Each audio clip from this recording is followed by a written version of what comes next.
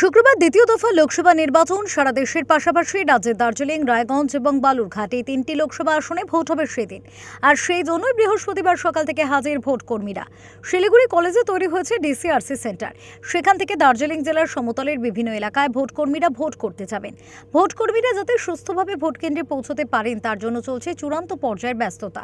অপরদিকে দার্জিলিংয়ের তিনটি এলাকার ভোটারদের রায় নিতে গতকালই রওনা দিয়েছেন ভোট কর্মীরা।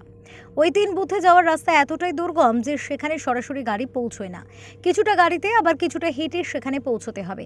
তাই বৃহস্পতিবার সকাল সকাল দার্জিলিং গভর্নমেন্ট কলেজে ডিসিআরসি সেন্টার থেকে ভোট কর্মীরা কেন্দ্রীয় বাহিনীর জওয়ানদের নিয়ে বুথের উদ্দেশ্যে রওনা হন। জানা গিয়েছে এবছর দার্জিলিং জেলায় মোট ভোটারের সংখ্যা 17,76,898 জন, যার মধ্যে পুরুষ ভোটারের সংখ্যা 8,95,287 জন, মহিলা ভোটারের সংখ্যা 8,81,610 জন। মোট বুথ রয়েছে 1,999টি, তার মধ্যে 58টি বুথ মহিলা কর্মীদের দ্বারা পরিচালিত।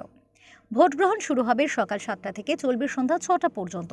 প্রতিটি বুথে থাকবে পর্যাপ্ত কেন্দ্রীয় বাহিনী, সেই সঙ্গে সিসিটিভি ক্যামেরার নজরদারি। অবাধ এবং শান্তিপূর্ণভাবে ভোট পর্ব শেষ করতে প্রশাসনের সতর্ক দৃষ্টি থাকবে প্রতিটি বুথের ওপর।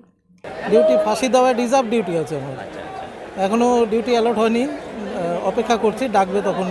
তো কি মনে করছেন, মানে একেবারে শান্তিপূর্ণভাবে ভোট হবে নাকি কোথাও একটা আতঙ্ক রয়েছে মনে? না, সেরকম কিছু নেই। লোকসভা বিধানসভায় কোনো অসুবিধা হয় না, সেন্ট্রাল ফোর্স থাকে, অ্যাটেনশন একদম সেন্ট্রাল লেভেল থেকে থাকে, তো কোনো অসুবিধা হয় না।